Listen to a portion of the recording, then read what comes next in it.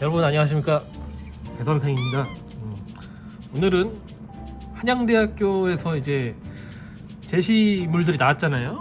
총 100개인데 여러분들 참고하셔야 될 게, 이번에 원래 99개였는데 한 개가 추가가 돼서 넥타이 핀이 추가가 돼서 100개가 됐습니다. 거기서 이제 있는 문제 중에 멀티탭, 테니스공, 티스푼 이렇게 해가지고 한번 연구를 한번 해봤습니다. 이제 이거는 말이 연구지만 수업을 위한 연구를 했고요. 이렇게 연구작이라고 해서 이렇게 디테일하게 파고 이런 연구가 아니라 수업에 좀 이렇게 도움이 될 만한 연구를 했기 때문에 시간 안에 완성하는 게 목표였습니다. 그래서 이거는 1시간 안 되게 스케치를 떴고요. 그리고 채색은 정확히 기억이 안 나는데 도합 5시간 완성이라 그러면 한 1시간 반 정도가 남았습니다. 그래서 그런 기준으로 해서 봐주시면 될 것 같아요. 일단 재생을 한번 해보겠습니다. 자, 일단은 이번 컨텐츠의 주된 주제는 빠른 완성을 하는 방법인데요. 이제 제 그림의 어떤 기준이 빨리 그리는 게 정답이다라고 하는 게 아니라, 그 얘기를 하고 싶은 게 아니라 주된 하고 싶은 말은 그겁니다. 자기만의 타임테이블이 있어야 한다. 타임테이블. 그러니까 생각나는 대로 그리는 경우가 많거든요. 특히 학생들 같은 경우, 물론 선생님들은 안 그러시겠지만 보통 학생들은 그런 자신만의 타임테이블이 없고 조금 생각나는 대로, 그러니까 뭐 예를 들어 탁 하다가 테니스공 그리다가 멀티탭 저 세 부분이 갑자기 그리고 싶어, 갑자기 좀 넘어간다는 거. 멀티탭도 그리고 있는데 테니스공 털질감을 한번 그려볼까? 이제 그린다고. 근데 털질감 해갖고 테니스공 하나는 완벽하게 딱 그려놨는데 저기 넘어가 있는 다른 공간에 있는 소재들은 완성이 안 돼 있어. 그러니까 이런 것들은 문제가 된다는 거죠. 그러니까 내가 어떤 과정을 정해놓고, 가령 예를 들어 보통은 그렇죠. 초벌, 중벌, 뭐 마무리, 묘사 뭐 이런 식으로 보통은 돼 있을 거예요, 그죠? 그러니까 그런 식의 어떤 기준을 잡아놓고, 내가 만약 지금 초벌을 하고 있다 그러면은 초벌을 하고 있는 상황이 다 끝나야 되는 거예요. 그러니까 초벌을 하다가 갑자기 묘사를 한다? 이러면 안 된다는 거죠. 그래서 지금 제가 하는 것도 보시면 제 순서는 그래요. 처음에 어둠으로 어느 정도 이제 톤 정리를 좀 하고, 그 다음에 밝은 색에서 어두운 색 순으로 이제 색깔을 발라주는데, 방금 보셔서 알겠지만 멀티탭부터 발랐었나? 아무튼 그랬던 것 같은데, 멀티탭부터 크게 다 발라주고 전부 다 바르는 거죠. 그러니까 스케치가 돼 있는 모든 곳은 다 바르는 거예요. 그 다음에 스푼 바르고, 그 다음에 테니스공 바르고, 이런 식의 순서가 있다는 거죠, 저한테는.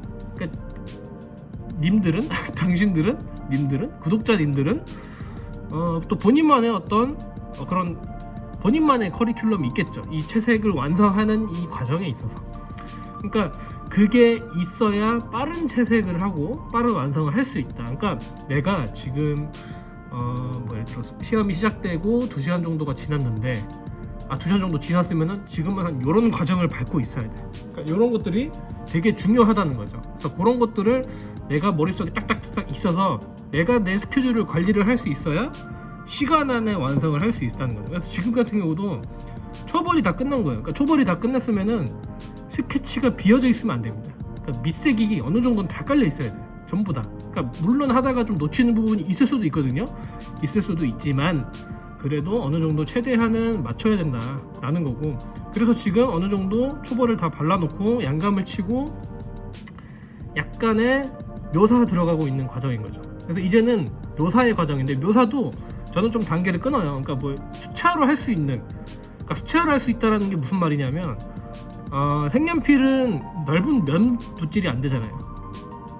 그리고 이제 색연필 수채화는 면 붓질이 되고, 그렇기 때문에 좀 크게 묘사를 할 수 있는 상황에서는 그냥 색연필 하고, 그게 아니라 색연필로 이렇게 빠르게 잡고 풀면서 완성할 수 있는 거는 색연필로 하고, 그런 식으로 하는 거고, 그 다음에 이제 닦아주는 것도 중간에 한번 껴놓고, 그 다음에 마지막으로 블랙 넣는 단계. 그렇게 해서 제 순서는 그렇습니다. 그러니까 제 순서가 답이다 이게 아니라 포커스는 그거다. 본인만의 순서가 확실하게 있어야 된다라는 거죠. 숨차.